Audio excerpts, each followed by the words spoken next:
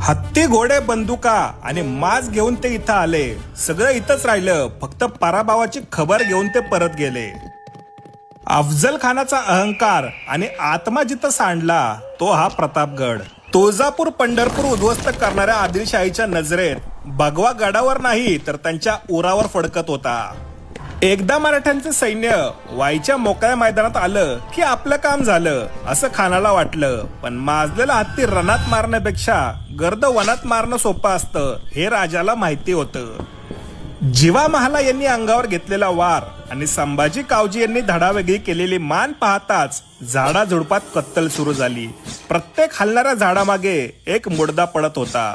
चालून आलेली प्रत्येक मान धडावेगळी होती, पण ठरल्याप्रमाणे गवताची पाती मात्र सुरक्षितच होती.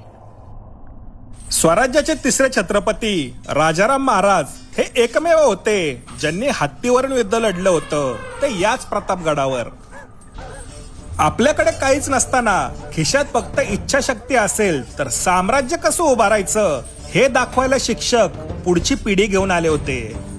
400 वर्षांपूर्वीची अवजारं आणि हत्यारं आज पण हर हर महादेव कानेपाडाची वाट बघत आहेत.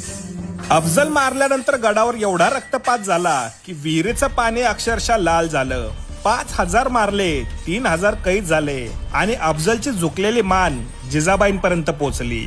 स्वराज्याशी बेईमानी करणाऱ्यांना या कड्यावरून पोत्यात जिवंत भरून खाली टाकण्याची शिक्षा होती.